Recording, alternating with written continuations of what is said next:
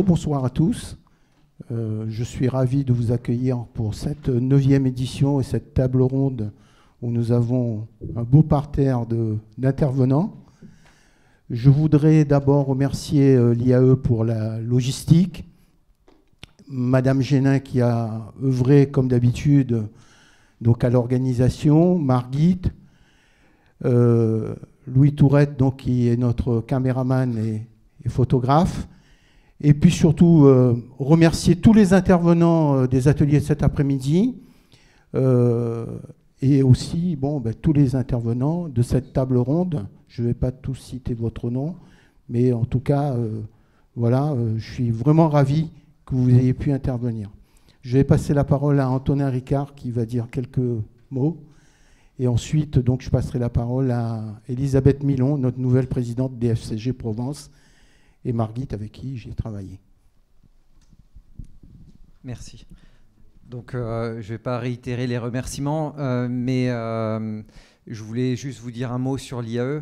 Donc, cette année, c'est une année un peu particulière puisqu'on va fêter nos 70 ans. Et donc, on a été le premier IAE à être créé en France et on s'est très vite centré sur une croissance à l'international, notamment en se démarquant, en obtenant l'accréditation EQUIS en 1999. On était parmi les 17-18 premiers dans le monde à être accrédités. Ça nous a amené à regarder toujours ce qui se passait à l'extérieur. Aujourd'hui, je sais qu'on est dans un contexte qui est pas très évident, dans lequel nos convictions sont peut-être parfois un peu malmenées, mais actuellement on est sur deux thématiques très fortes qui nous inquiètent fortement. La première, c'est la transition environnementale et la deuxième, c'est la transition sur les problématiques d'intelligence artificielle et de Gen AI. Donc ces deux problématiques qui sont centrales aussi dans le contrôle de gestion, qui sont vraiment d'actualité. Sur la première thématique qui est de la transition environnementale, donc on s'est engagé dans la CEC il y a 2 ans maintenant, donc la Convention des entreprises pour le climat, et ça nous a amené à définir une feuille de route en fait pour accompagner le changement de l'institution pour qu'elle soit plus en phase avec les enjeux environnementaux. Et donc, ça nous a amené à nous poser la question du rôle des alumni et de comment les embarquer dans l'aventure et comment être plus robuste en fait, vis-à-vis des enjeux de demain grâce à nos alumni. Donc cette année, on organise une sorte d'alumni tour pour accompagner nos plus jeunes alumni, donc ceux qui sont sortis depuis 1, 2 ou 3 ans. De l'IAE, et donc on organise jeudi, donc le 20 et le 27, 2 événements pour se connecter avec nos anciens, les accompagner dans les transitions de début de carrière qui sont parfois les plus challengeantes, et garder le contact. Donc créer une cohésion, un attachement plus fort à l'institution. Donc c'est 2 événements, on va dire, qui sont importants et qu'on va réitérer d'année en année pour mieux savoir quelles problématiques nos étudiants ont et par ruissellement, on va dire, se remettre en cause, faire évoluer l'institution pour mieux coller aux attentes de nos jeunes anciens. Concernant l'IA, c'est un énorme challenge qui se terminera, je pense, pas. Donc on est en perpétuelle remise en cause sur ces thématiques-là. Et j'ai envie de dire, on regarde la plupart du temps les innovations de relativement loin en essayant de ne pas imiter les travers de nos confrères qui parfois se jettent sur, par exemple, les casques de réalité virtuelle. On a vu le buzz et le flop que ça a fait par la suite. Là, l'IA, c'est beaucoup plus que ça, hein, c'est une tendance de fond. Et donc, il faut une réflexion de fond qu'on est en train de mener sur notre approche vis-à-vis de l'IA et comment est-ce qu'on continue à faire rentrer des choses dans la tête de nos participants dans ce contexte-là, ce qui est un challenge qui reste très important pour nous. Donc, peut-être un petit mot pour remercier tout particulièrement Margit qui organise en fait un événement, enfin qui organise avec un ensemble de personnes, mais un événement qui a beaucoup de sens dans le contexte que je viens de présenter, parce que Aujourd'hui, ce qui va nous distinguer de l'intelligence artificielle et ce qui va nous rendre plus forts vis-à-vis de transitions comme la transition environnementale, c'est notre capacité à faire du lien. Et ce genre d'événement, c'est un des moyens qui nous permet de faire du lien, de donner du sens aux études, de maturer plus rapidement, etc. Et donc, c'est absolument fondamental pour nous de pouvoir continuer à mener ce genre d'événement. Donc, merci. Et je pense que tous les efforts que Margit porte sur la direction de son programme se retrouvent aussi dans l'évolution du classement, puisque elle a gagné une place dans le classement EduNiversal il y a 2 ans, une place l'année dernière et encore une place cette année. Aujourd'hui, deuxième, c'est ça ? Deuxième, c'est vraiment une très belle reconnaissance des efforts que tu mets à tenir ce programme-là. Donc bravo et merci.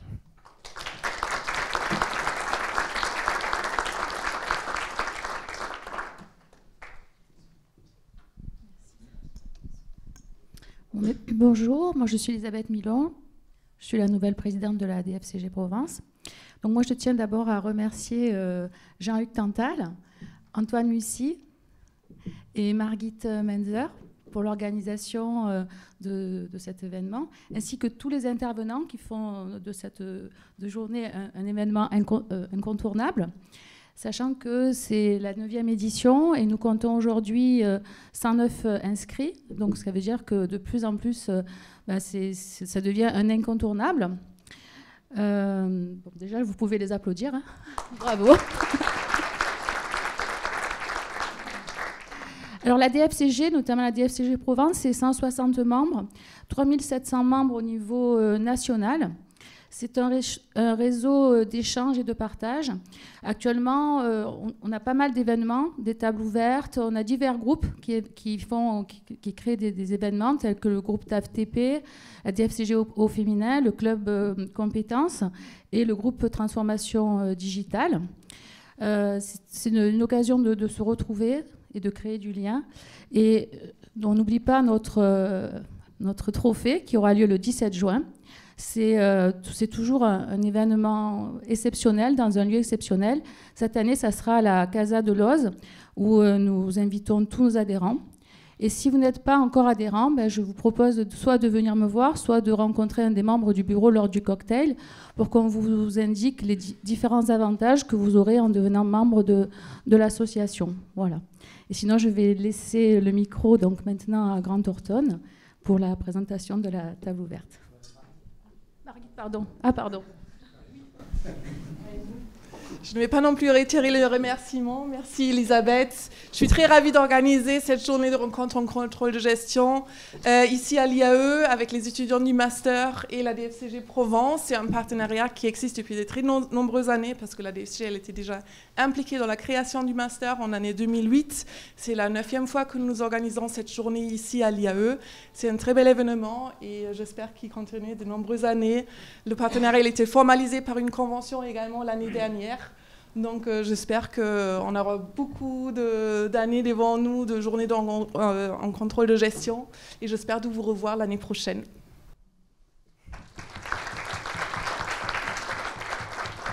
J'ai oublié de vous dire que mon cher ami Antoine, donc, qui a co-organisé donc, cet événement avec moi, va prendre le relais l'année prochaine, même si je reste en back-office. Jérôme, à toi de jouer. Bonjour à toutes, bonjour à tous. Donc je remercie également l'IAE pour accueillir cette 9e édition du contrôle de gestion organisée par la DFCG en partenariat avec Grant Thornton, cabinet d'audit et de conseil. Donc en qualité d'associé Grant Thornton du bureau d'Aix-Marseille, je suis ravi en tout cas d'animer cette table ronde sur le thème « Le contrôleur de gestion en période d'incertitude, un véritable couteau suisse pour la prise de décision stratégique ». Nous vivons donc une époque marquée par des crises successives, pandémie, tensions géopolitiques, inflation, transition écologique, transformation numérique. Dans ce contexte mouvant, le contrôleur de gestion ne se limite plus à un rôle traditionnel d'analyse financier ni de garant de la performance. Il devient un acteur clé de l'actabilité, de la résilience des organisations. Pour cela, nous avons le privilège d'accueillir 6 experts au profil complémentaire. J'accueille Hervé de Lyon, docteur en sciences de gestion, spécialiste de la résilience organisationnelle, auteur d'une thèse sur le sujet. Océane Robert, de la Française des Jeux, acheteur, confirmé à Haïti. Armand Angéli, l'expert, intelligence artificielle.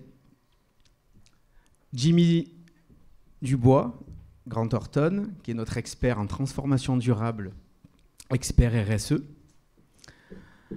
Ensuite, Olivier Fron, ex-CFO ETEX, du groupe ETEX, un des leaders dans l'innovation des matériaux de construction. Et ensuite, François Xavier, MSC2, contrôle de gestion, et actuellement chez Bouygues Construction, actuellement étudiant à l'IAE.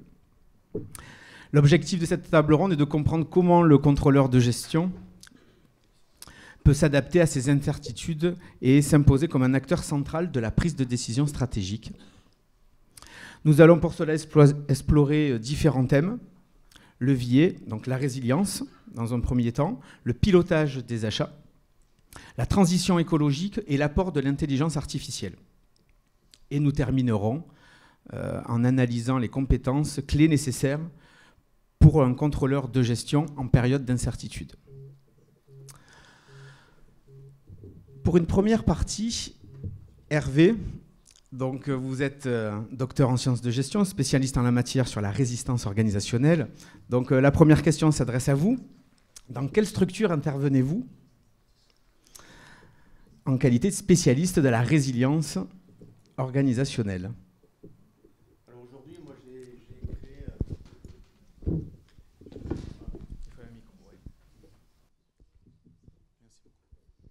Alors, comme j'ai évoqué tout à l'heure, lors de l'atelier numéro 6, j'ai soutenu ma thèse de doctorat en 2015 à l'IAE de Pau. Et depuis que je suis docteur, j'ai décidé de créer ma petite entreprise et d'accompagner modestement un certain nombre d'entreprises, de chefs d'entreprise, dans leur choix stratégique. Effectivement, c'est-à-dire, à quel moment la résilience est-elle un élément clé de l'émancipation stratégique? À quel moment la résilience est un élément clé de la nouvelle forme de compétitivité des modèles économiques de l'entreprise? Aujourd'hui, on le voit aujourd'hui, c'est un monde VICA, un monde incertain, un monde aberrant, un monde complètement fou. Et les entreprises ont d'autant plus besoin de cette nouvelle boussole pour rester compétitives. Et la résilience, pour moi, c'est un long cheminement. Il n'y a pas de pensée magique, comme je l'ai dit tout à l'heure.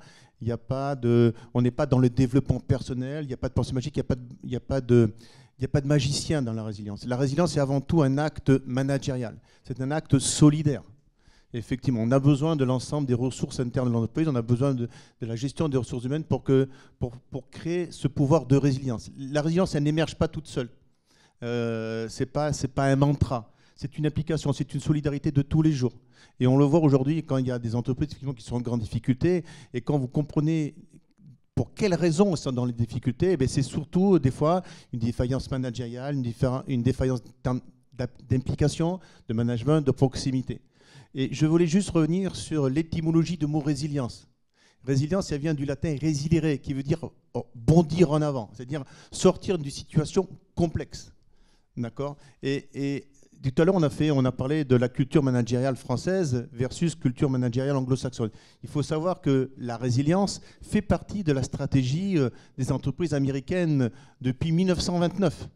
Vous savez, la grande crise de 29, où effectivement il y avait la moitié des banquiers qui se suicidaient et l'autre moitié des banquiers qui utilisaient la crise comme un élément d'opportunité, une demande de chance. Or, effectivement, nous en France, on a encore du mal effectivement à faire confiance, à donner du sens, à faire du management de proximité, parce qu'on est plutôt dans une démarche top-down, pardon. Alors que la résilience, c'est avant tout une démarche bottom-up. C'est une révolution, c'est un changement de paradigme managérial, culturel, comportemental. Après, on parlera de process, après on parlera de KPI, après on parlera de tableau de bord. Mais avant tout, c'est un enjeu humain. C'est un enjeu du capital humain, la résilience. Vous pouvez avoir tous les meilleurs tableaux du monde, vous pouvez avoir tous les indicateurs du monde. S'il n'y a pas du capital humain qui anime ces tableaux-là, il n'y a pas de résilience. Et je connais la suite, c'est l'impasse stratégique. Vous intervenez en qualité de consultant dans les entreprises. Dans quelle structure intervenez-vous en période de crise ou... Alors la crise, là aussi, la crise c'est comme la résilience, c'est polysémique. Parce que tout le monde parle de crise, mais la crise c'est quoi? C'est la crise pour cette entreprise, alors que l'inconnu c'est plutôt une opportunité. La crise, oui, la crise c'est le moment où je dois remettre en cause mon modèle économique, ma chaîne de valeur, mes routines fondamentales, mes croyances fondamentales, mon comportement, la façon dont je crée de la valeur ajoutée. Ça peut paraître comme un événement de crise, mais moi, au lieu de raisonner la bouteille à moitié vide, je raisonne la bouteille à moitié pleine. Pour moi, la crise, c'est plutôt crisis, c'est une opportunité. Et donc, c'est un avantage concurrentiel. Du coup, là, une entreprise résiliente est-elle une entreprise performante, d'après vous? Vous êtes dur. Oui. Une entreprise résiliente, alors là c'est pareil, hein, c'est comme je l'ai expliqué tout à l'heure, les avantages concurrentiels. La résilience, c'est pas d'abord c'est pas inné, et puis la résilience elle n'est pas durable. C'est un mouvement permanent de conduite du changement. La résilience c'est avant tout un effort collectif de la conduite du changement, mais à tous les niveaux, à tous les étages de l'entreprise, que ce soit au niveau de la direction générale comme au niveau des collaborateurs. C'est avant tout un enjeu culturel, c'est avant tout un enjeu idéologique. Après, ça devient un enjeu managérial, un enjeu organisationnel, un enjeu stratégique. Mais effectivement, la résilience, ça peut paraître comme un élément clé aujourd'hui, comme l'alpha et l'oméga de la nouvelle forme de compétitivité. Mais la résilience n'est jamais aboutie. C'est comme la maturité. Elle n'est jamais aboutie. Quel lien faites-vous entre l'incertitude et la résilience? Tu m'en veux? Non, du tout.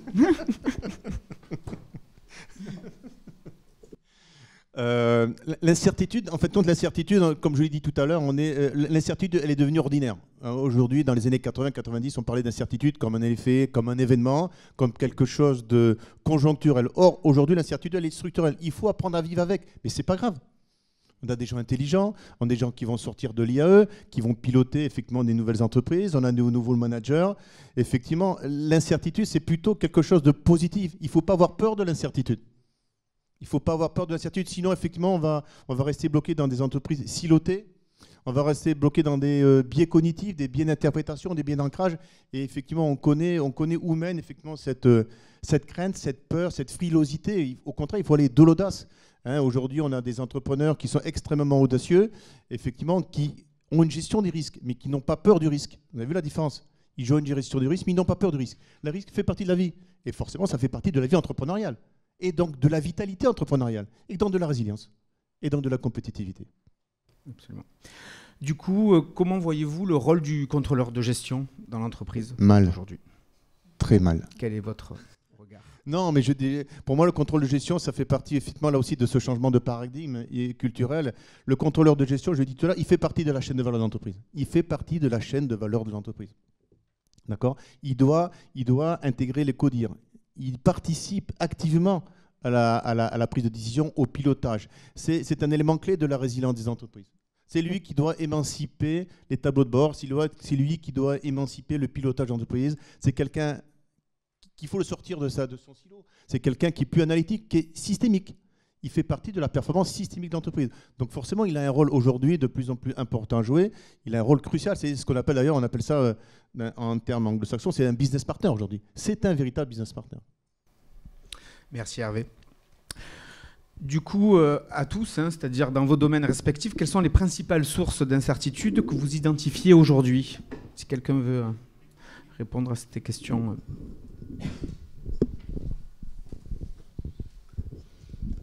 Ouais, bonsoir à tous. Moi, je vais apporter un éclairage beaucoup plus opérationnel, représentant des entreprises industrielles. Concrètement, l'incertitude aujourd'hui, ce qu'on vit dans l'entreprise depuis le Covid, c'est une grosse difficulté à prévoir les marges. Et donc l'incertitude sur les volumes, c'est quand même devenu extrêmement compliqué et volatile. Donc c'est un premier niveau d'incertitude. Et le deuxième niveau d'incertitude qu'on gère en permanence, c'est la prévision des coûts. Notamment des coûts d'achat, des coûts directs qui sont extrêmement volatiles, que ce soit la matière ou l'énergie. Donc je dirais ce qui est devenu concrètement source d'incertitude dans le quotidien des entreprises industrielles, ce sont ces deux éléments où on passe beaucoup de temps à essayer de définir les bons paramètres pour prévoir. Donc voilà. Jimmy. Oui, je voulais rebondir effectivement sur le fait que d'un point de vue écologique, aujourd'hui, on parle d'incertitude, mais finalement, il y a une certitude, c'est que les entreprises vont être de plus en plus confrontées à des difficultés sur la prévisibilité des coûts, la prévisibilité des marges et leur capacité en fait à transformer leur business model pour s'adapter. Donc je vais évidemment, je vais y revenir un peu plus tard, mais on a une certitude, c'est qu'aujourd'hui tous les indicateurs au niveau mondial sont au rouge, que ce soit sur les ressources naturelles, sur l'énergie, sur la disponibilité de l'eau, sur la biodiversité. Et dans un monde fini, il n'y a pas d'entreprise qui va pouvoir totalement y échapper. Et donc ce sont des sujets qui vont prendre de l'ampleur dans les décennies à venir. Donc ça, c'est une certitude. Par contre, la manière avec laquelle on va être en capacité de le gérer, de s'adapter, avec quelle vitesse et avec quels moyens, ça, par contre, c'est un sujet d'incertitude. Dernier point, aujourd'hui, dans les métiers de la RSE, la grosse incertitude, au-delà de ces grandes considérations, c'est vraiment le sujet réglementaire, puisqu'on a donc un paquet législatif qui a été au niveau européen, qui a créé une directive qui s'appelle la CSRD, Corporate Sustainability Reporting Directive. Vous êtes des professionnels du chiffre, donc là je parle de chiffres, du reporting des entreprises. Et donc tout ce paquet de réglementaires a été mis en œuvre par les plus grandes entreprises, notamment les entreprises cotées qui ont commencé à exercer tout ça et à être auditées. Et on a donc aujourd'hui une remise en question très profonde de cette réglementation au niveau européen, avec ce qu'on appelle le paquet Omnibus, qui revient sur les seuils et qui va faire que ce cadre réglementaire ne va finalement, a priori, s'appliquer qu'à des grandes entreprises. Donc l'incertitude demeure encore en partie. Merci Jimmy. Nous allons passer à la nouvelle technologie et contrôle de gestion. Donc, ma première question pour Océane, de la Française des Jeux. En période d'incertitude, quels sont vos principaux défis dans vos fonctions ? Le principal défi, moi, il vient toujours de la part de mes fournisseurs.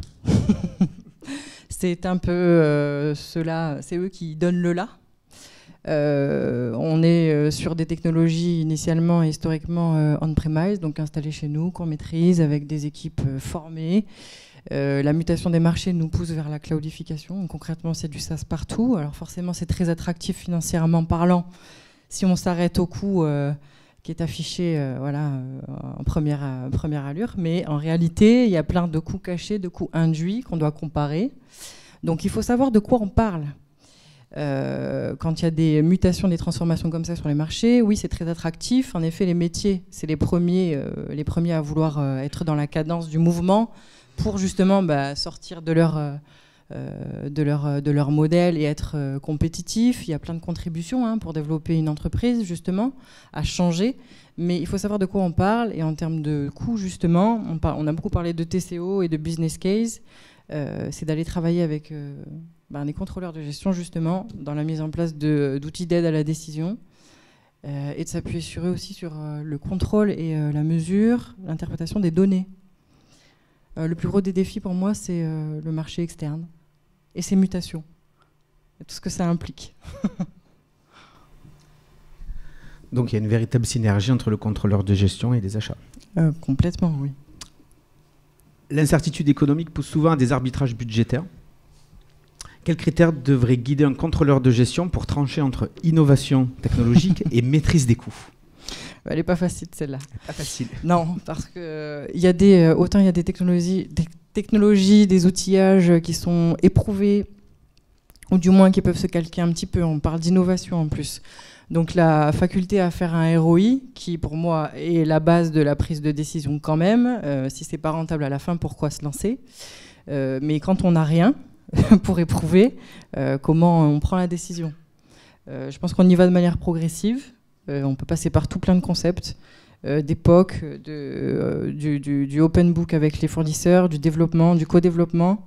Donc ça, c'est des concepts très utilisés en innovation, en achat. Et donc pourquoi pas être dans ces core teams dès le départ, avec un contrôleur de gestion, un acheteur, des métiers, des techniques, sur des phases concrètement de pilote en inno. Ce serait une possibilité. Et ensuite, on parlait peut-être de l'IA, mais je laisserai Armand débattre un peu plus sur ce thème-là. Il y a aussi toute une forte pression du marché à aller à l'innovation et à l'évolution. Donc à un moment donné, on y va ou on n'y va pas. On fait partie de ceux qui ont tenté l'aventure ou qui n'ont pas tenté l'aventure. Ça va dépendre aussi des assises des différentes entreprises en termes de chiffre d'affaires, de capacité à investir en R&D. Merci Océane. Quelle est votre stratégie pour optimiser et rationaliser les coûts au niveau des achats? Le meilleur achat, c'est celui qu'on ne fait pas. C'est des évitements de coûts. Pour moi, et je le martèle, c'est le re-challenge. Éviter toute dépendance. Avoir de la faculté à être dans la prédictivité des coûts, des dépenses. Donc, on va re-challenger avec des RFI, des RFP, RFQ, des appels d'offres, tout simplement. On met en tension le marché volontairement. On ne reste pas dépendant, surtout d'une solution informatique, pendant des années, en attendant qu'elle devienne obsolète et qu'on ait des frais monstres et qu'on ne puisse plus décommissionner à moindre frais. Donc on se sort en fait de son socle confortable opérationnel et on reste en veille parce que ça bouge très très vite en IT. Voilà ma première préco. Merci Océane. Vous avez parlé de prédictif, donc je vais donner la parole à Armand Angéli, qui est expert en robotisation des processus et en intelligence artificielle. Armand, pouvez-vous nous parler des dernières avancées en IA et leur potentiel impact sur le rôle de contrôleur de gestion? Bon, déjà, soyons clairs, je ne suis pas expert en IA, parce que les choses changent tous les jours. Je suis juste un vulgarisateur qui en sait un peu plus que les autres. Et en fait, l'intérêt, c'est de partager nos expériences et que vous rejoigniez notre groupe Transformation Digitale de la DFCG avec mon ami Marcel ici présent. Une fois qu'on a dit ça, il faut rester humble parce qu'en fait, on est plein d'incertitudes à tous les niveaux. À commencer par la pléthore d'outils qu'on voit. Depuis, on connaît tous les macros Excel, mais on a vu apparaître la RPA, les chatbots, l'IA traditionnelle, prédictive, et maintenant l'IA générative, on voit apparaître les agents, etc. Donc, et même si on est très bon acheteur, on est perdu. On est perdu, première chose, parce qu'on ne sait pas quoi faire avec ces outils. Deuxième chose, les outils changent tous les jours, et puis l'outil, c'est qu'une partie de l'équation. Le plus important, c'est la mise en œuvre, le change management, etc., l'acculturation, la formation. Et à cause de ça, donc ça nous crée une certaine incertitude, même si donc, les outils ont bien évolué. Donc, j'ai parlé plus récemment, donc, on a vu apparaître l'IA générative. D'abord l'IA prédictive, l'IA générative, où on joue sur la donnée, alors qu'avant on jouait sur les tâches, les process, les organisations. Maintenant, on joue sur les données. Et comme on le sait tous, les données ne sont pas forcément de qualité. Et donc, ça en rajoute à l'incertitude. Donc, garbage in, garbage out. Cela dit, les outils qu'on voit apparaître, ils sont de plus en plus intelligents pour nous aider à réfléchir. Ils nous permettent de jouer avec les données structurées, hein, les PNL, etc. Mais de plus en plus, on peut travailler sur, par exemple, les commentaires au reporting. Ça s'appelait à nos contrôleurs de gestion parce que les PNL, c'est simple. En revanche, les commentaires dans des langues différentes, avec des cultures différentes, c'est pas facile à standardiser. Et donc là, maintenant, les outils d'IA peuvent nous aider. Donc voilà, si c'est bien utilisé. Si c'est bien utilisé, parce qu'en fait, on se rend compte que nous, financiers, nous, contrôleurs de gestion, finalement, on est très peu à utiliser, contrairement aux autres fonctions, on est vraiment très peu à utiliser ces nouveaux outils d'IA générative ou d'IA prédictive, parce que, en fait, c'est pas encore au point, et on parle, comme vous le savez, d'hallucination, et 30-50% de ce qu'on sort de notre IA générative, ce sont des hallucinations, et donc on peut difficilement nous faire confiance, donc ça crée de l'incertitude. Et puis, dernier point aussi, je parlais des outils là, qui sont de plus en plus sophistiqués. On voit apparaître ces fameux agents IA qui sont presque autonomes, auto-apprenants, qui ont de la mémoire et qui vont faire plein de choses à notre place. Ce sont des agents, donc carrément comme des collaborateurs. Mais le petit problème, c'est qu'on leur fait de plus en plus confiance. Et comme j'ai parlé d'hallucinations, et là où on pense que ces agents vont nous rendre la vie la plus facile, ce qui est le cas, ils créent aussi des risques et on peut voir arriver des reportings complètement aberrants, on peut voir des paiements dupliqués encore plus qu'avant, on peut voir des fraudes facilitées justement par l'IA. Donc il y a beaucoup d'outils, mais qu'il faut savoir bien utiliser pour réduire l'incertitude et puis finalement arriver à prendre de bonnes décisions, ou les moins mauvaises, parce que malgré tout, ces outils nous rendent plus intelligents pour nous préparer à faire des recommandations plus rapidement. Voilà. Armand, en quoi l'intelligence artificielle peut-elle contribuer à la prise de décision? Est-ce que vous avez des cas pratiques, une expérience à la matière? Typiquement, si on prend par exemple l'IA prédictive, ce sont donc basés sur les algorithmes, les mathématiques, on peut décider si l'outil peut nous dire telle ou telle écriture n'est pas bonne, ou telle et telle écriture n'est pas conforme à ce qu'on a vu dans le passé. Donc, et ça peut nous dire, on prend la décision, il faut qu'on revoie tout ça. Et ce que je disais tout à l'heure, c'est que la nouvelle IA, si on fait un amalgame entre prédictif et génératif, donc à travers tous ces agents intelligents, agents IA, ces agents savent d'eux-mêmes que, par exemple, s'il faut faire un budget de vente de glace, ces agents, sans qu'on leur dise, ils vont savoir qu'il faut aller sur Internet, voir quelle est la prévision météo et quelle a été la météo il y a 1 an, il y a 2 ans, etc. Et il y a des choses comme là, c'est très facile, mais ces agents qui sont auto-apprenants, ils arrivent à aller voir quels sont les critères qu'il faut prendre en compte, quelles sont les bases de données auxquelles il faut s'accrocher pour faire des recommandations de décision. Non pas des décisions, en tout cas des recommandations, parce que ce que j'ai oublié de dire, mais c'est évident, il faut que l'humain soit au centre. Voilà. Et s'il n'y a pas l'humain pour nous rendre, pour contrôler. Pensez-vous que l'IA puisse à terme automatiser une partie de la fonction du contrôleur de gestion dans son rôle traditionnel? Oui, parce qu'en fait, jusqu'à présent, qu'est-ce qu'on voyait? On voyait nos contrôleurs de gestion aller populer les bases de données, les data lakes, à la main. Donc maintenant, tout ça, on peut le robotiser avec de la RPA.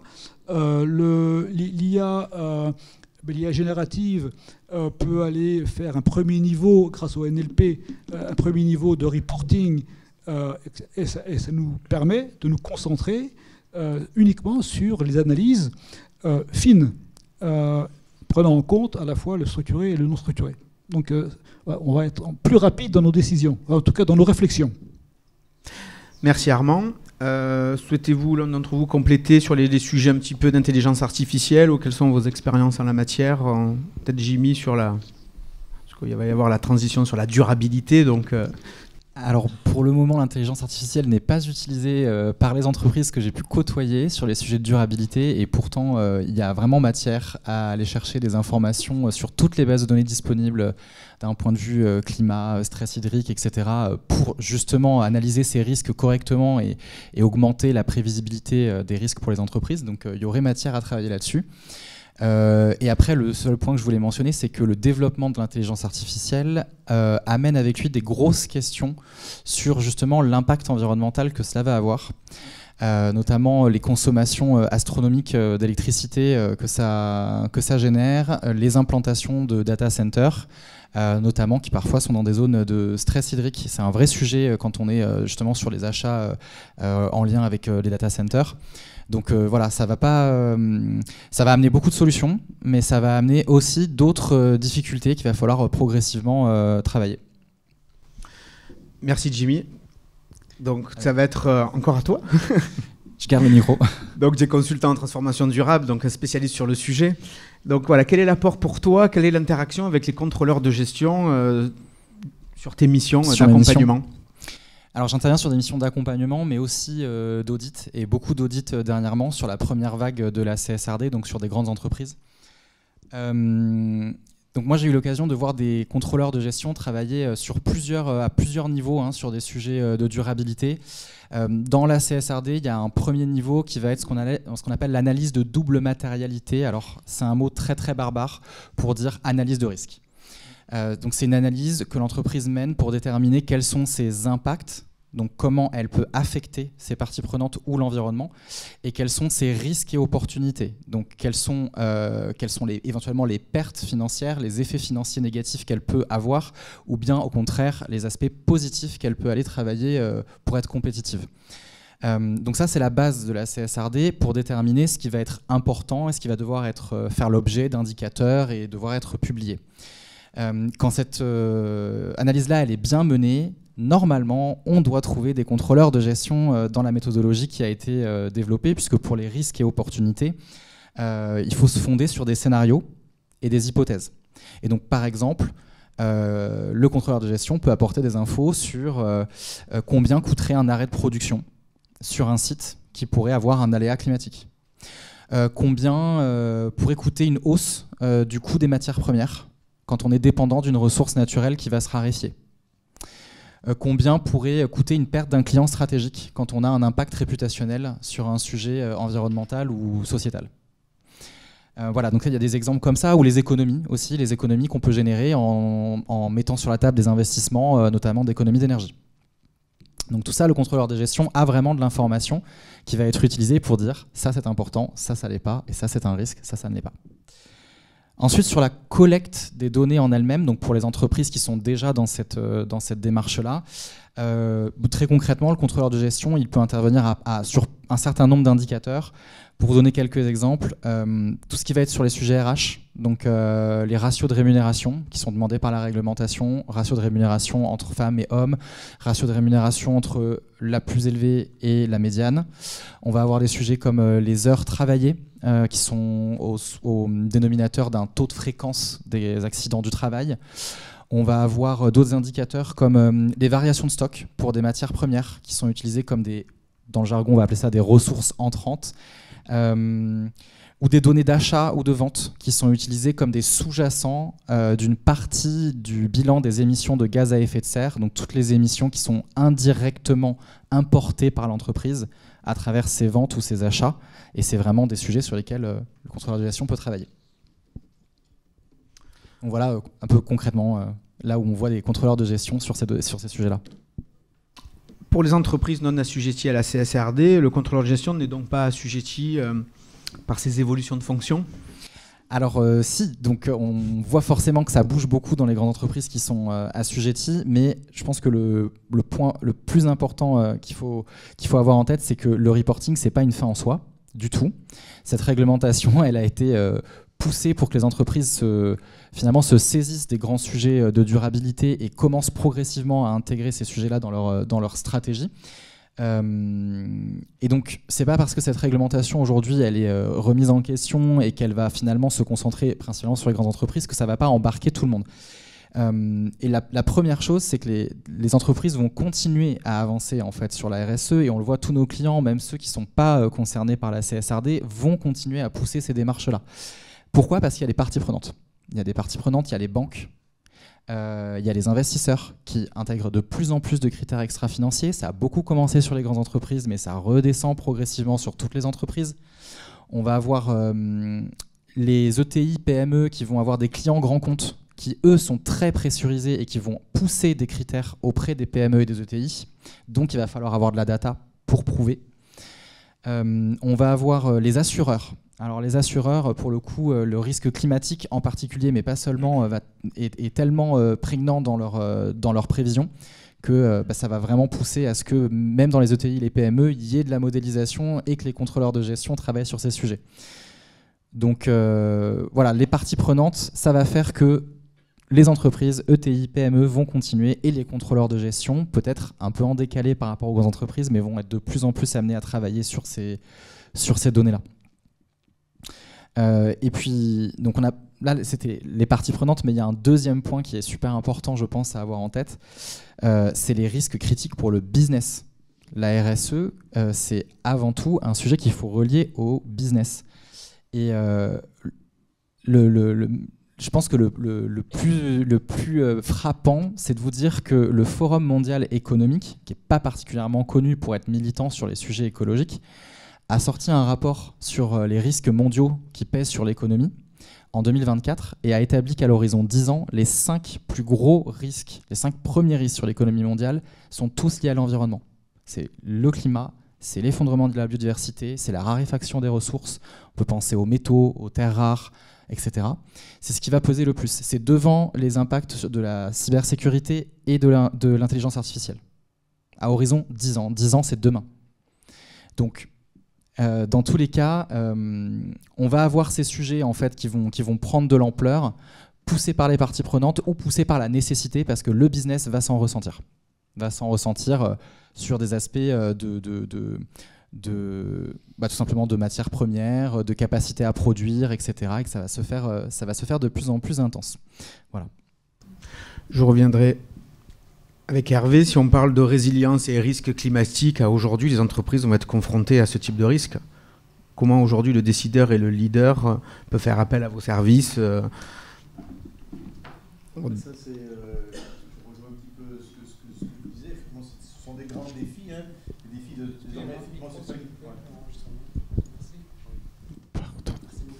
Effectivement, aujourd'hui, les défis ne sont pas uniquement des défis concurrentiels, ce sont des défis, ce qu'on appelle les défis holistiques.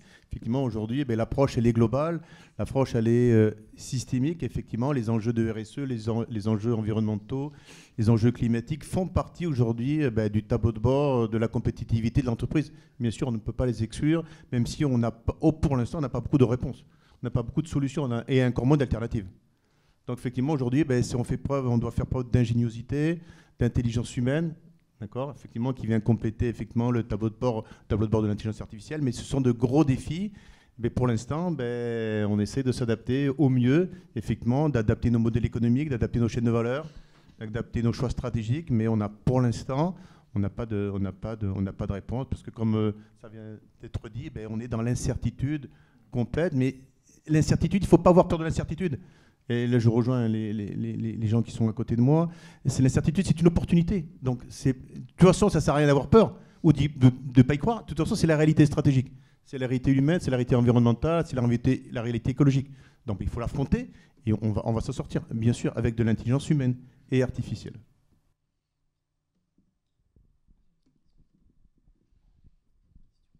Et du coup, pour mettre en place tout ça et le suivre, est-ce qu'il va falloir acheter une solution IT ou pas ? Il faut acheter une solution IT ou pas ?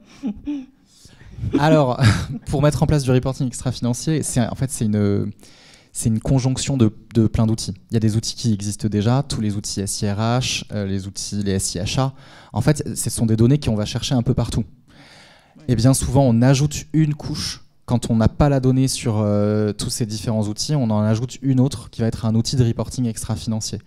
Mais aujourd'hui, le sujet de la donnée, il est vraiment capital et c'est chronophage, ça prend du temps, il y a plein de bases de données, il faut aller chercher dans énormément de bases de données. Et ce n'est pas des données en euros, c'est des données qui sortent de tout un tas de systèmes qu'il faut croiser. Donc je pense que le sujet du développement des outils, il est absolument capital. Mais aujourd'hui, il y a des outils.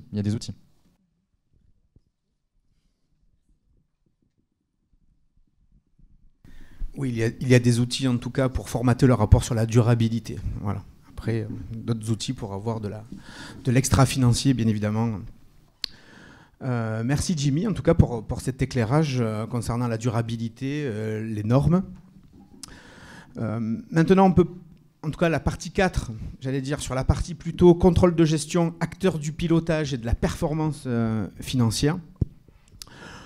Olivier, percevez-vous l'évolution du rôle du contrôleur de gestion en période d'incertitude ?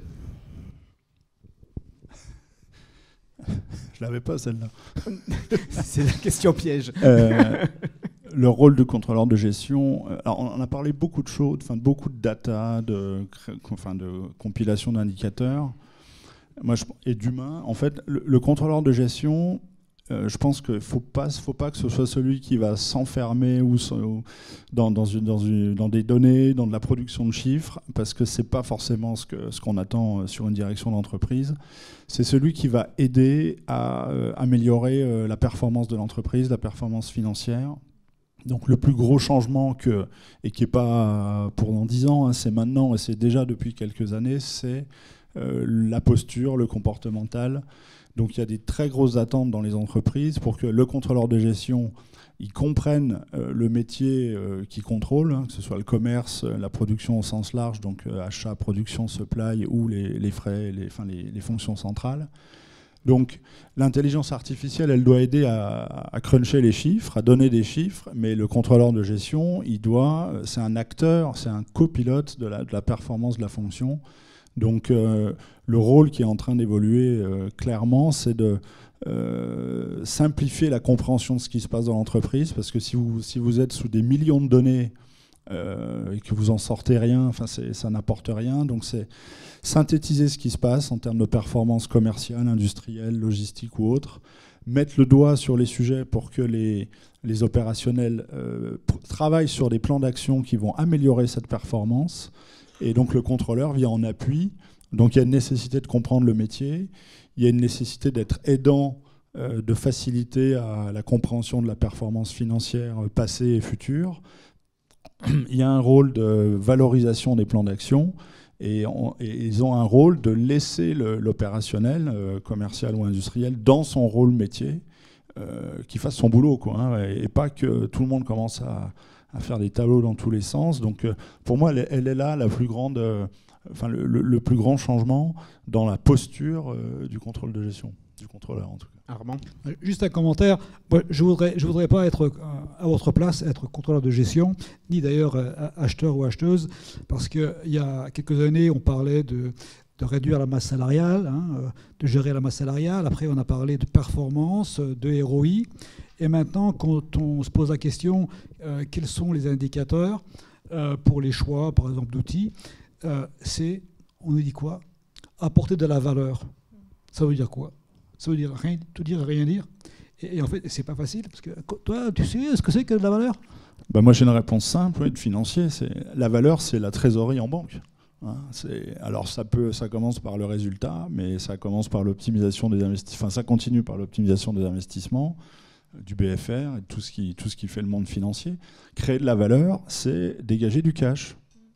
Et c'est avoir un taux de rentabilité des capitaux investis supérieur au taux de financement ou d'apport des ressources. Hein, c'est l'écart de taux qui crée de la valeur, et à la fin, c'est sur le compte en banque. C'est pour ça qu'on pousse toutes les entreprises à améliorer leurs résultats, améliorer leurs marges, réduire leurs coûts, optimiser leur BFR par les stocks, optimiser les investissements. C'est ça la création de valeur. Hein. À la fin, il y en a plus en banque. Après, on peut discuter de ce qu'on en fait, mais créer de la valeur, c'est ça. C'est la raison d'être de l'entreprise. Non, mais alors, puisque, si je peux me permettre, puisqu'on est entre nous, bien sûr. Quand on regarde quels sont les outils à mettre en place et qu'on veut acheter le bon outil, eh bien, on cherchait de ROI. Mais si on regarde vraiment le ROI de l'intelligence artificielle, eh bien, on n'en trouve pas vraiment. Et en fait, il faut aller voir ailleurs. Il faut aller voir donc, ce qu'on appelle peut-être la valeur, mais aussi la qualité de vie au travail, la productivité. Mais tout ça, c'est pas du cash, quoi. Et donc, il faut qu'on change un peu notre façon de penser quand on réfléchit à mettre en place des outils sophistiqués d'IA. Et il faut être prêt à investir et en retrouver donc de la valeur au bout de 5 ans, 10 ans et pas demain. Voilà. Je suis d'accord avec toi. Il y a des ROI qui sont incalculables. Moi, j'ai jamais réussi à calculer le ROI de la mise en place d'un ERP. Donc, négatif. S'il y a un cours qui existe ou qu'il y a quelqu'un qui a réussi à le faire, je veux bien partager le calcul. Océane, droit de réponse. Honnêtement, on eût fait des matrices de décision, d'aide à la décision qui sont sur 10 ans. Tu vois ? Mais c'était quelque chose de terrible. C'est terrible. C'est jamais réussi. Comme après, on change et le directeur financier et le DSI, il n'y a plus personne pour aller faire. Donc on est tranquille. Non, et en fait, c'est ce qu'on voit. Hein. Bon, pardon, je ne voulais pas être disrupteur. Merci Armand. Olivier, je reviens sur le monde de l'industrie, hein, je voulais savoir quels étaient les changements d'approche un petit peu dans la construction budgétaire aujourd'hui. Ah, le budget. Dans l'industrie. Oui, alors, il y a encore beaucoup d'entreprises qui ont des budgets. Hein. Juste sans faire de grande histoire, mais le budget, il a quand même été inventé en 1924 par un certain McKinsey, à une époque où tout était prédictible. On savait quel volume de vente on allait vendre, on connaissait les coûts étaient fixes, il y avait même une demande supérieure à l'offre, donc tout ce qui était produit était vendu. Je ne sais pas si vous vous reconnaissez dans ce monde-là aujourd'hui. Donc se dire qu'on fait des budgets du 1er janvier au 31/12, que ça occupe l'organisation 3 mois, et que dès qu'il est terminé, il y a un directeur financier avec son DG qui prend son stylo puis il dit bon, ça va pas, de toute façon il manque 5 ou 10 millions. Donc le budget est enfin, je vais jeter un pavé dans la mare, mais le budget est mort. Donc aujourd'hui, il faut absolument changer d'approche. Il faut être beaucoup plus sur des objectifs qui sont en lien avec un plan stratégique à 3 ans, 5 ans. Donc le premier exercice du DAF et de son contrôleur de gestion, c'est de mettre en forme un plan stratégique et d'engager un comité de direction sur une stratégie. C'est concrètement où est-ce qu'on emmène l'entreprise dans 3 ans, dans 5 ans. Et puis, le budget ou la première année ou les 18 premiers mois, on définit des objectifs top-down. On dit, ben voilà, l'année prochaine, il faut faire tant de marge de plus, tant de résultats de plus. Et on mobilise les organisations sur le comment on va le faire, de quoi on a besoin, quelles actions on va devoir mettre en place. Et au lieu de passer 3 mois à faire des Excel qui sont à la fin complètement revus, on co-construit des plans d'action et on embarque les fonctions sur un objectif qui est compris parce qu'il est un point de passage logique dans un plan stratégique à 3-5 ans. Donc ça, c'est un changement fondamental. C'est un changement qui ne peut se produire que si le CEO de l'entreprise en a la conviction aussi, mais il faut que ce soit le CFO qui le porte. Et par contre, si le CEO n'a pas cette vision, ça ne marche pas du tout. Donc on reste, il y a encore beaucoup d'entreprises qui sont dans des budgets sur 12 mois, et où dès que le budget est terminé, il ne sert plus à rien, parce que de toute façon, il est faux, les hypothèses réelles sont plus bonnes. Donc ce n'est pas un bon outil de pilotage, le budget. Ça n'est plus un bon outil de pilotage. Il vaut mieux, pour gérer ses marges, il vaut mieux avoir un suivi de price over cost. Donc on suit l'évolution réelle de ces matières et la capacité de l'entreprise à aligner ses prix de vente sur l'évolution des coûts. Il vaut mieux faire ça tous les mois et tirer des tendances et voir si on va dans le bon sens ou pas, que de se dire j'avais prévu de faire 100, je suis à 90, so what? Ah ben il faudrait qu'on change. Ah ben oui, mais c'est pas dans le budget. Alors on attend l'année prochaine. Enfin bon, on rentre dans des trucs. Il y a plein de travers sur le budget. Enfin là, je pourrais en parler 2 heures. Hein, donc si ça intéresse, on pourra en discuter au cocktail. Non, mais moi, effectivement, pour apporter de l'eau au moulin, nous, on le voit d'une autre façon dans notre groupe à la DFCG. C'est que la première question qui nous est posée, c'est quels sont les outils d'IA. Mais la deuxième, c'est quels sont les outils d'EPM que vous recommandez qui fonctionnent bien, parce qu'il n'y a pas un groupe, je suis sûr, dans la salle qui n'est pas en recherche d'un outil de budget, de planification, de ce qu'on appelle d'EPM, hein, Enterprise Performance Management, ou CPM, et il en sort pratiquement un toutes les semaines, parce qu'il n'y en a pas un qui répond aux vrais besoins. Voilà, donc pour vraiment dire qu'on n'y est pas, quoi. Mais oui, c'est difficile de répondre aux vrais besoins. On est sur une thématique d'incertitude. Le contrôleur de gestion et les DAF, ils ont cette mission difficile d'expliquer à leur patron que si on ne sait pas, c'est pas grave. Parce que c'est juste devenu le quotidien. Il y a plein de choses qui bougent, et passer des heures à essayer de construire des hypothèses qui de toute façon ne seront pas vérifiées 3 mois après. Donc on est beaucoup plus dans ce besoin de savoir réagir, de plus être dans l'action que dans le chiffre pur et simple. On est sur des objectifs aussi extra-financiers de plus en plus. C'est CSRD, Ça peut être la santé-sécurité, ça peut être l'inclusion, ça peut être tout un tas de... Ça peut être faire une acquisition, enfin il y a un tas d'objectifs non financiers qui peuvent être des indicateurs de performance d'une équipe de direction. Donc il faut sortir de... Tout est prévisible, mais il y a encore beaucoup de patrons qui ont besoin d'être rassurés en fait, et qui ont du mal aussi eux-mêmes à intégrer cette incertitude. Et donc ça c'est une mission compliquée du contrôleur hein, aujourd'hui, de donner le nord, de rassurer, de dire c'est pas grave, vaut mieux savoir réagir, vaut mieux changer le plan d'action. Quand ça marche pas, faut arrêter, on fait autre chose. On redémarre, on perd pas de temps, on accepte que ça n'a pas marché et on fait autre chose. Et on réalloue des ressources. Enfin, les ressources sont aussi volatiles en interne maintenant. Hein. Tout à fait. Le budget, il vous donnait X milliers d'euros par département.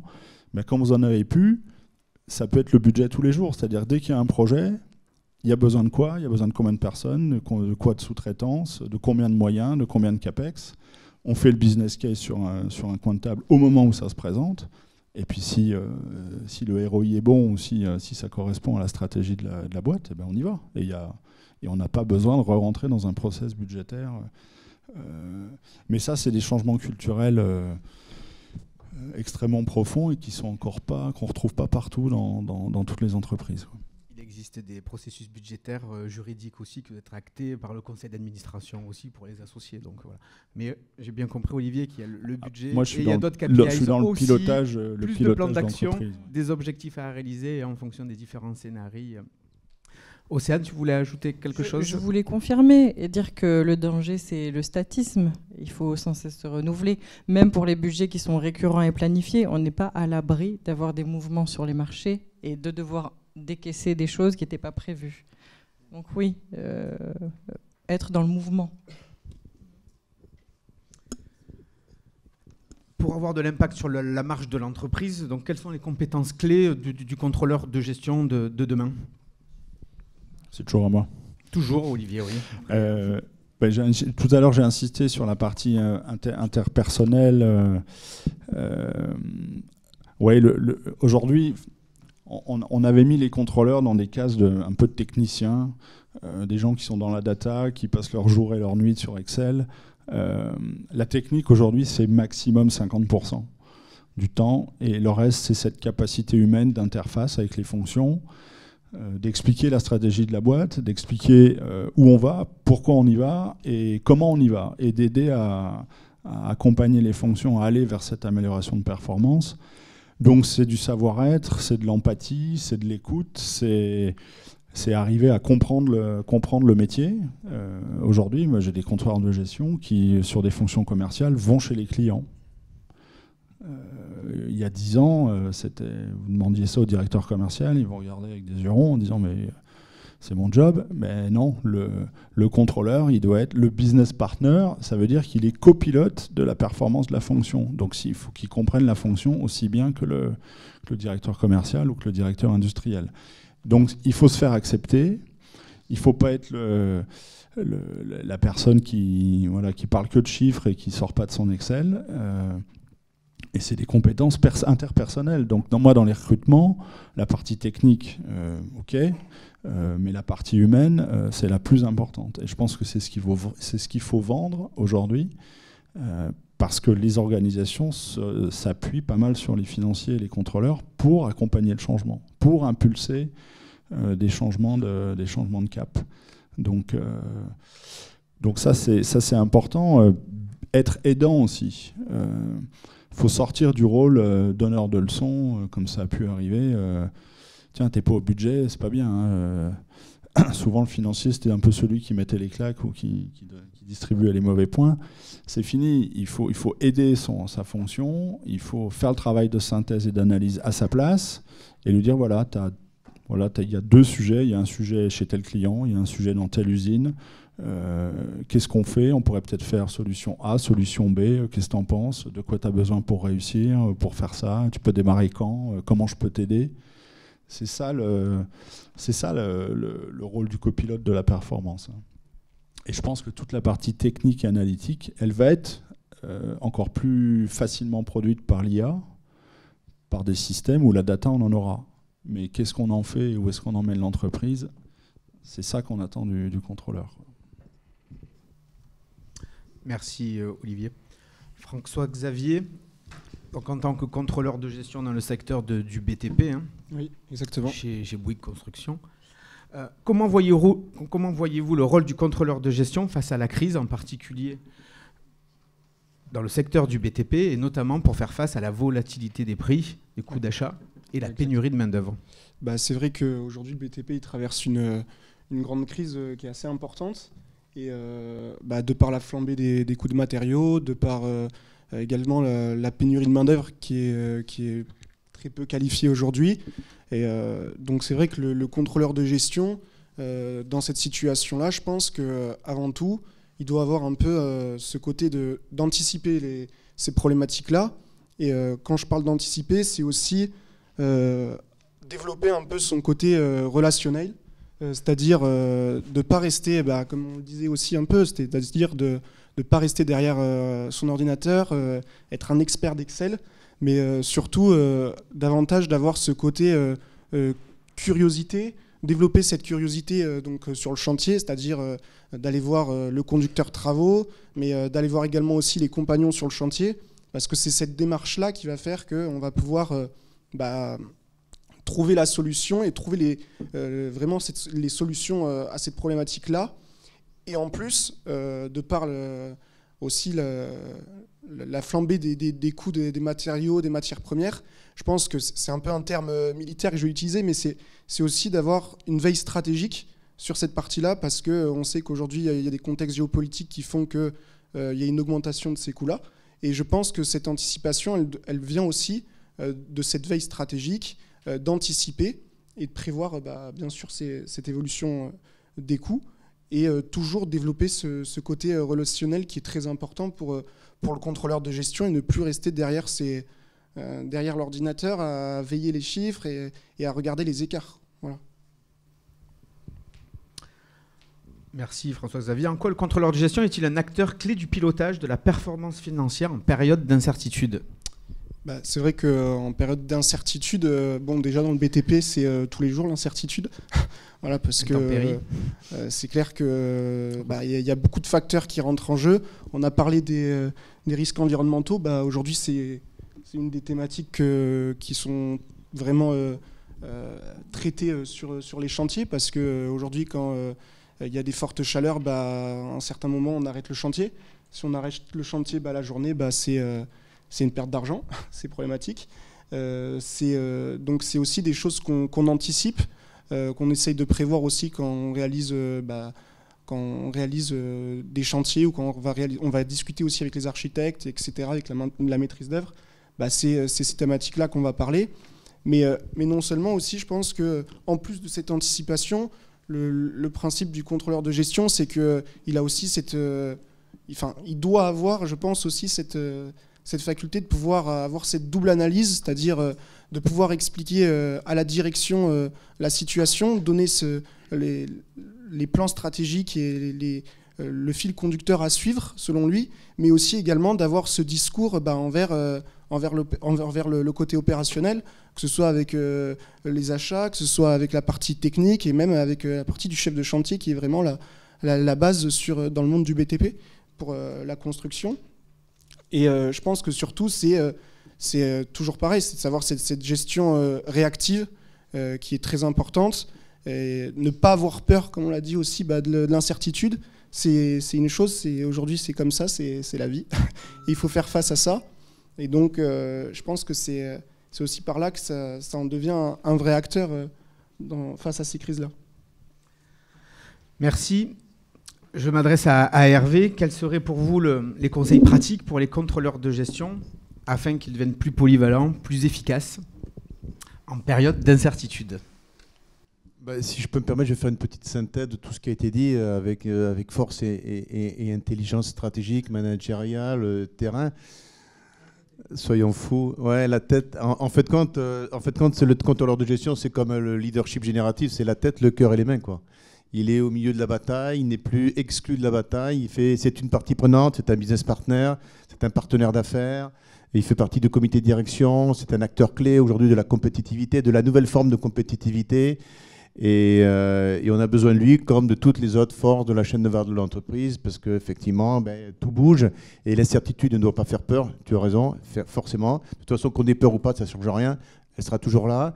Et prenons ça comme une forme d'opportunité, d'émancipation stratégique, d'émancipation culturelle, managériale, organisationnelle et fonctionnelle. À partir de là, moi, je suis pas Harry Potter. Donc, je tente aussi de m'adapter et d'accompagner au mieux que je peux les entreprises dans leur force, dans leur vitalité entrepreneuriale et dans leur conviction à vouloir également faire bouger les choses en interne. Vous détectez des signaux faibles dans les conditions de travail dans les entreprises aujourd'hui? Forcément, l'incertitude fait peur. Forcément, l'incertitude est source d'anxiété, est source de résignation, source d'angoisse. Donc forcément, on l'a encore insisté sur le rôle clé du manager, de proximité, qui est là pour accompagner, qui est là pour former, qui est là aussi pour réduire les coûts cachés. Donc là, effectivement, même le manager peut être contrôleur de gestion. Tiens, c'est fou ça, c'est fou. Voilà, on est tous aussi des contrôleurs de gestion, on est tous des RH, on est tous des ingénieurs, on est tous des logisticiens. En fait, c'est ça aujourd'hui la force d'une entreprise. C'est une performance qui se veut globale, qui se veut partagée, qui se veut holistique. Et ça, j'y crois beaucoup, la solidarité organisationnelle et le fait de partager d'une façon claire, transparente, la confiance et de partager les soucis de chaque activité. C'est aussi une meilleure façon d'y répondre aussi. Merci Hervé. Je m'adresse à tous, puisqu'on va faire un petit peu la synthèse et un petit peu la vision prospective du métier du contrôleur de gestion. Comment voyez-vous l'évolution du contrôleur de gestion dans les périodes et les prochaines années face aux défis émergents? Je prends tout de suite cette question. Au niveau de la prédictivité et de la data.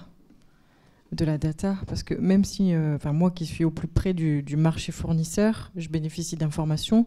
Après, comment je la collecte, comment je la traite, comment je l'interprète, comment je la magnifie et je la mets en musique avec la stratégie de mon entreprise, c'est bien le contrôleur de gestion qui va pouvoir m'aider à faire ça. Donc je le vois au niveau de la data, moi, chez moi. Avec l'aide de l'intelligence artificielle aussi. Pourquoi pas? Attention. je ne me prononce pas. Tiens. Mais en plus la data non structurée. Donc il y a de l'espoir. Et donc, en fait, juste un petit point. On parlait de transformation des métiers. Je ne sais pas comment vous faites chez vous, mais quand j'entendais ce matin que maintenant on monte des maisons avec des imprimantes 3D. Le pauvre manœuvre qui avant montait des briques, maintenant il faut qu'il appuie sur un bouton d'une imprimante 3D. C'est pas facile. Après, c'est vrai qu'aujourd'hui, c'est vrai que ça a commencé à l'étranger, surtout cette technique d'imprimante 3D, pour juste mettre un petit point d'info. Mais aujourd'hui, on va peut-être réussir à construire des petites maisons, des petits logements, mais on aura toujours besoin quand même des grosses entreprises de construction avec leur expertise et avec la force de qualité de travail des compagnons et des experts présents sur site. Et aujourd'hui, c'est encore compliqué de construire des bâtiments de 10 étages avec une imprimante 3D. Donc pour l'instant, ça va. Jimmy ? Peut-être sur les évolutions du métier. En fait, comme les enjeux environnementaux et sociaux vont naturellement de plus en plus toucher au cœur de métier et impacter de plus en plus les aspects financiers, mécaniquement, le contrôleur de gestion va être de plus en plus impliqué sur ces sujets à mesure que c'est vraiment l'entreprise, son existence ou en tout cas son business model qui va être de plus en plus questionné. Donc ça, c'est le sens de l'histoire. Après, combien de temps ça va prendre, c'est une autre question. Ça dépend beaucoup, bien souvent, de la prise de conscience aussi des dirigeants, de la culture de l'entreprise, dans quelle mesure on invite les collaborateurs, notamment contrôleurs de gestion, à diversifier leurs compétences et à aller être au contact d'autres fonctions. En tout cas, je pense qu'il va y avoir ce qui va se passer, c'est des ponts de plus en plus récurrents entre le contrôleur de gestion et d'autres fonctions qui travaillent sur des enjeux RSE au sens large, avec les RH, avec les achats, avec les fonctions de pilotage sur les aspects environnementaux, Et moi, je pense qu'il faut vraiment aller au contact de ces fonctions-là, leur dire, voilà, tu as besoin de quoi pour monter tes émissions de gaz à effet de serre qui sont basées sur les achats, sur les ventes. Comment je peux contrôler cette donnée? Est-ce que je peux t'aider? Est-ce que je peux t'aider sur l'analyse des indicateurs de santé-sécurité? On peut aller plus loin peut-être dans ces indicateurs-là. Il y a tout un tas de choses à faire et les contrôleurs de gestion sont très bien positionnés pour ça. Merci Jimmy. Au-delà de vos expertises spécifiques, comment les décideurs de demain pourraient-ils ou devraient-ils collaborer pour renforcer la résilience au sein des entreprises?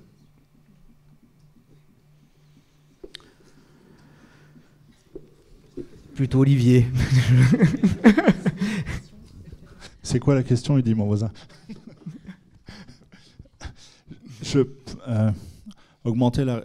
Je ne sais plus qui a parlé de chaîne de commandement tout à l'heure. Je crois que ce qui est en train de changer aussi, c'est que la culture du top-down, la culture du chef qui donne l'information descendante en disant il faut faire ci, il faut faire ça, c'est en train de disparaître. Le leader aujourd'hui, c'est plus celui qui va créer les conditions de réussite de ses équipes et qui va leur apporter les moyens. Et je pense que la résilience, elle vient dans cette bascule, dans la manière d'exercer notre job de senior leader. Donc c'est plus de... On ne sait pas plus que nos collaborateurs comment on va aller dans la direction dans laquelle on veut aller. Donc vaut mieux donner le mandat aux équipes, savoir créer des équipes pluridisciplinaires, donner des objectifs clairs et laisser les équipes se débrouiller toutes seules. Hein. C'est la théorie de l'organisme. Hein. On n'est plus command and control top-down, mais c'est beaucoup plus horizontal, c'est beaucoup moins hiérarchique. Et nous, on est là pour... la direction est là pour aider au succès des équipes. C'est plus ça. Et ça, pour le coup, ça crée une vraie appropriation des enjeux stratégiques de l'entreprise par les équipes. Et du coup, on sent que tout le corps social de l'entreprise est beaucoup plus fort, hein, et beaucoup plus engagé. Donc, pour moi, la résilience, elle passe par l'engagement authentique. En plus, il faut être authentique, irréprochable. Enfin, après, on peut parler de toutes les compétences ou les qualités du leader, mais je pense que c'est ça, ce qui va encourager la résilience dans les entreprises. Déléguer, faire confiance. Chez nous, on le voit beaucoup. C'est-à-dire qu'au bout de X années, voire 10 années d'expérience en achat IT, et puis travaillant aux côtés de contrôleurs de gestion aussi, bien au fait de ce qui se passe sur les marchés, en effet, on n'en est plus à dérouler des missions dans un process bien défini. On en est à faire de la recommandation, à faire des préconisations, à sensibiliser sur des risques, à anticiper des aléas. Donc on est dans de l'apport de valeur là aussi. Donc on est dans une autre sphère, selon moi.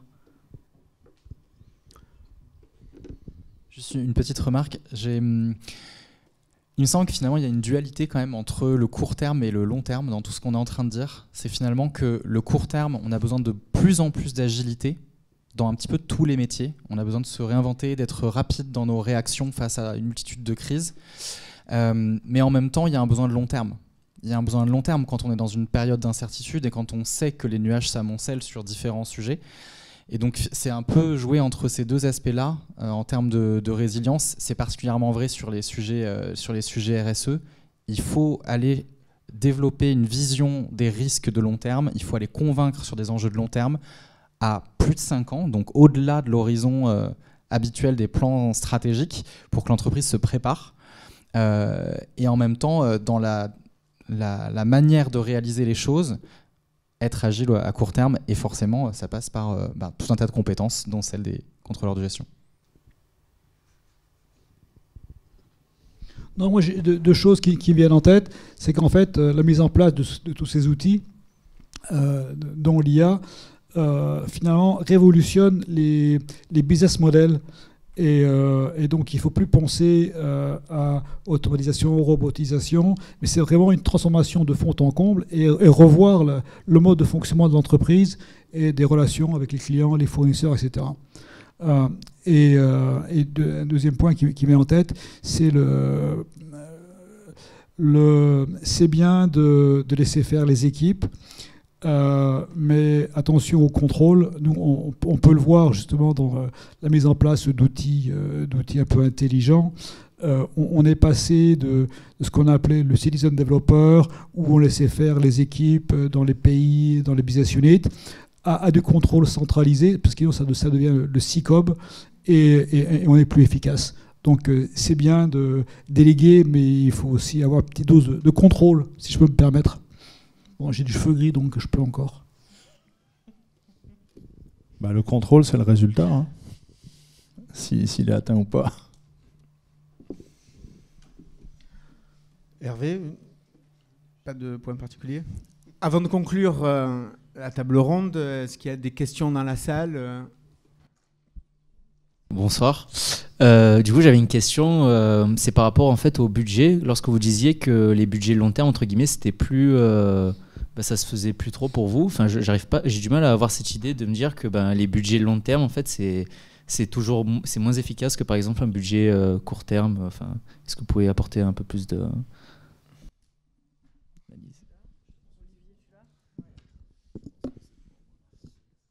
Merci. Le budget, traditionnellement, dans l'entreprise, c'est 12 mois. Hein. C'est un horizon de 12 mois. Donc, il n'y a pas de budget long terme. Ce qui est à plus que 12 mois, c'est le plan stratégique, c'est le business plan, vous l'appelez comme vous voulez, mais c'est la projection de l'entreprise à 3 ans, voire 5 ans, sachant qu'en général, au bout de 6 mois, on sait plus trop, hein, quand même. Donc, mais c'est plutôt une projection de là où on veut emmener l'entreprise. Donc, ce que j'ai expliqué tout à l'heure, c'est que le budget 12 mois, dire on va découper le chiffre d'affaires en 12 mois, les charges en 12 mois, même si c'est saisonnalisé avec des coefficients, mais cette espèce de grille de lecture très court terme où on fiche des hypothèses dès le départ, c'est ça qui est d'un autre temps. Par contre, ce qui est capital, c'est de savoir où on emmène l'entreprise dans 3 ans. Et ça, c'est pas un exercice financier, c'est un exercice de réflexion stratégique. On veut être sur quel marché, on veut être sur quel segment de produit, on va distribuer comment, c'est qui la concurrence, comment on se différencie, c'est quoi la proposition de valeur. Et à la fin, on fait un mini PNL, mini cash flow, mais c'est juste parce qu'il faut essayer de le traduire dans des éléments financiers. Mais c'est ça la base de la projection de l'entreprise. Et ça peut être 3 ans, 5 ans, quel que soit on peut choisir l'horizon.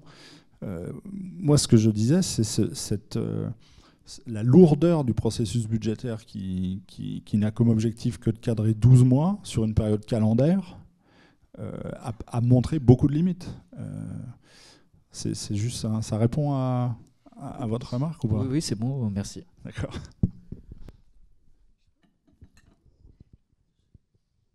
Mais du coup, je comprends ce que vous voulez dire dans l'obsolescence du budget à horizon 12 mois. Mais du coup, par quels autres outils ça pourrait être remplacé? Alors, en fait, on refait des prévisions.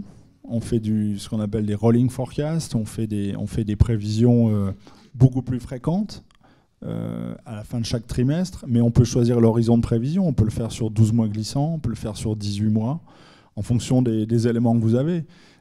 Si vous ne savez pas du tout sur les ventes où est-ce que vous allez peut-être faire des prévisions plus souvent. Si sur la matière ou sur l'énergie, vous avez des instruments de couverture où vous savez combien vous allez payer votre gaz pendant 18 mois, vous n'avez pas besoin de refaire la prévision tous les 18 mois. Donc en plus, il faut vraiment l'adapter. Et ce qui est important, c'est de projeter à plus que 12 mois. Parce que la vie ne s'arrête pas le 31 décembre. Quand on faisait des budgets, on se demandait, mais le 2 janvier, qu'est-ce qui se passe? Il n'y a plus rien, il n'y a plus de repères, on recommence tout.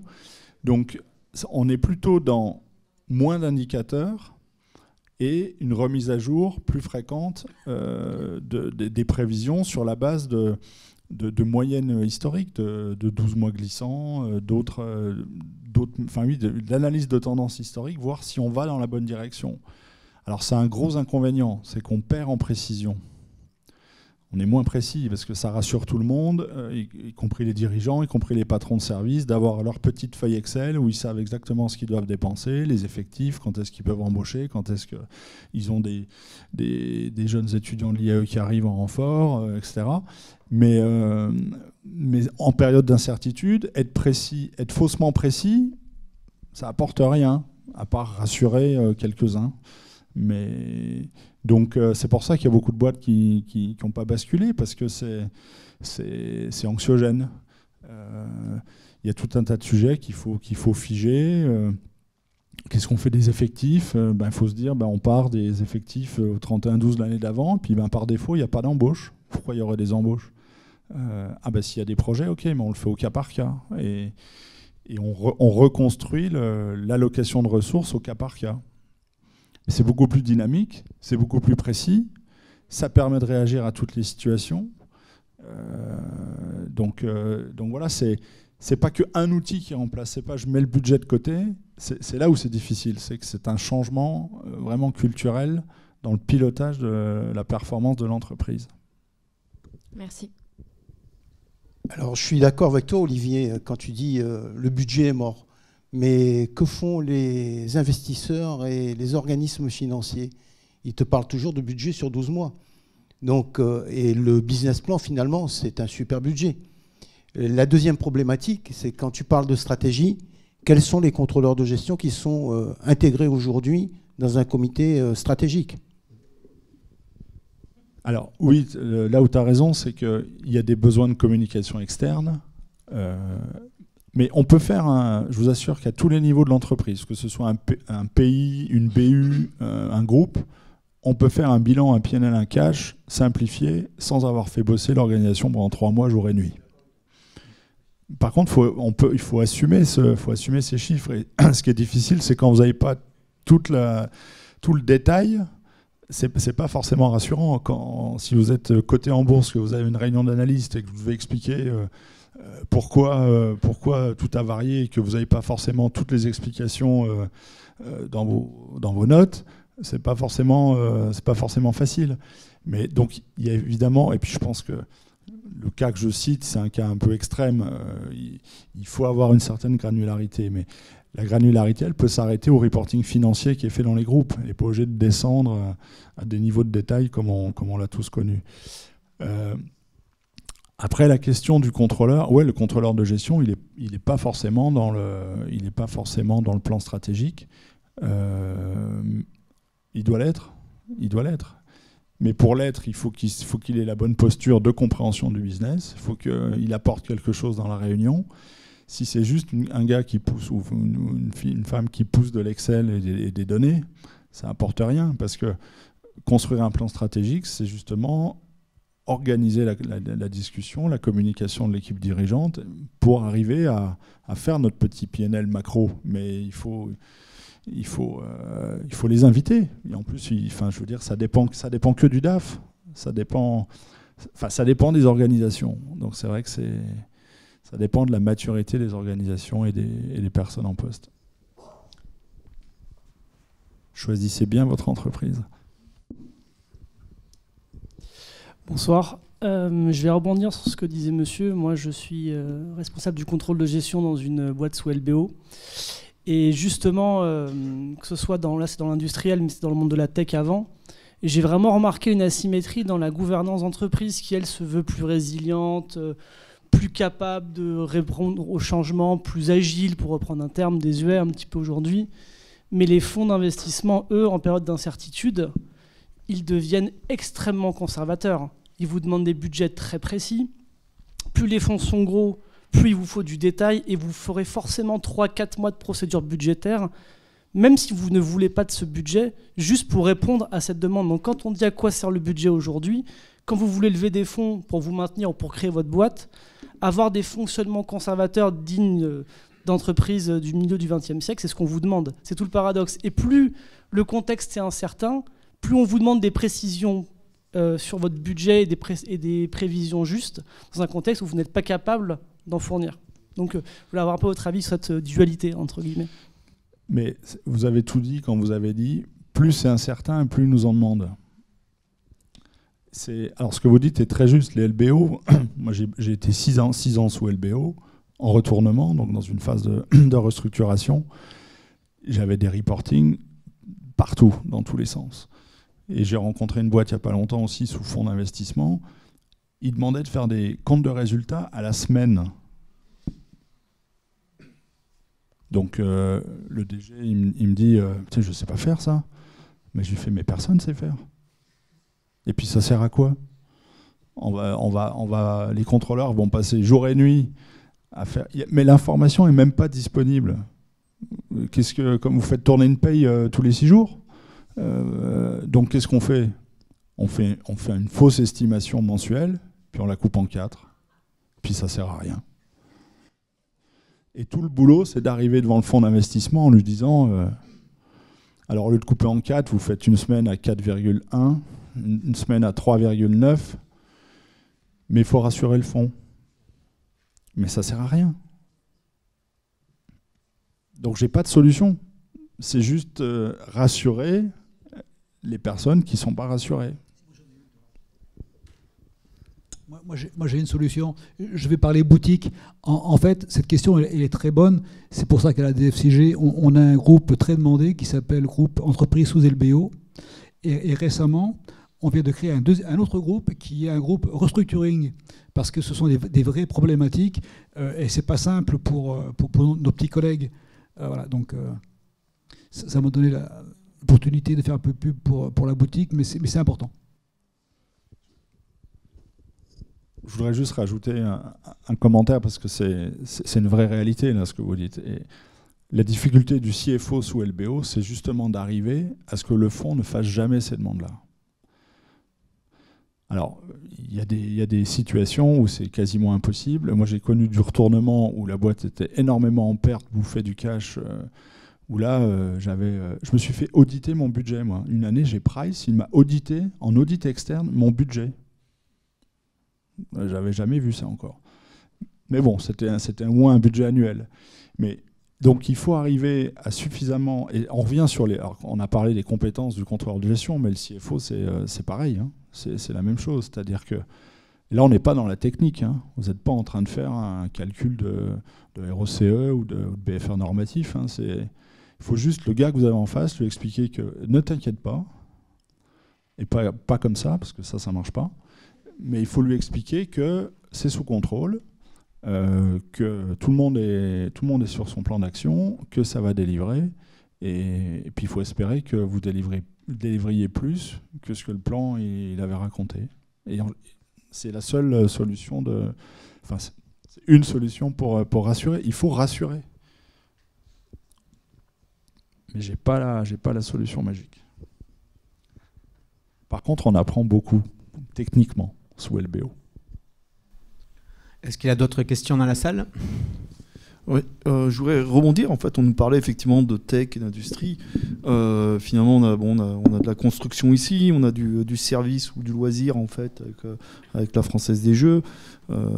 Est-ce que cette notion de budget ou de business plan aussi, elle n'est pas liée aussi au secteur d'activité, au cycle de vie ? Quand vous construisez une centrale, qu'elle soit nucléaire, hydraulique, ou quand vous faites juste un print, c'est pas les mêmes investissements, c'est pas les mêmes cycles de vie. Comment vous voyez un peu les différences en fait de catégories entre business plan, séparation entre business plan et budget 12 mois? Et pour compléter, moi je ne parle que d'entreprises industrielles, hein, avec des problématiques de volume de vente, de volume d'achat, d'achat matière, de flux. Bien sûr, il y a des projets... je ne parle pas de la planification publique hein, non plus. Il y a des où je pense que quand on fait de la planification nucléaire au niveau de l'État, il y a besoin. Mais on est dans le paradigme de 1920, quoi. C'est-à-dire que c'est prévisible. Si on se dit on veut sortir 20 centrales nucléaires de plus, il n'y a rien d'incertain à part organiser ça et donc, effectivement, c'est très différent des secteurs. Et loin de moi l'idée de dire que ce que j'ai dit sur le budget s'applique à tous les secteurs. Hein, pas du tout. Ça dépend des maturités d'entreprise. Mais voilà, c'était pour illustrer un peu le changement aussi dans la manière de piloter la performance. Et les contrôleurs sont acteurs de ce pilotage-là, quoi. Pas d'autres questions ?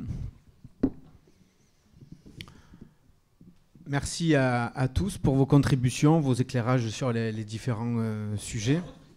Cette discussion a permis de de comprendre en plus que jamais que le contrôleur de gestion doit élargir son champ d'action.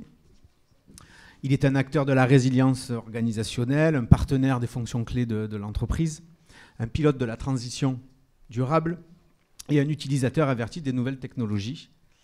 Donc en période d'incertitude, il ne suffit plus d'analyser les chiffres, il faut être agile, anticiper, comprendre les mutations en cours et dialoguer avec toutes les parties prenantes.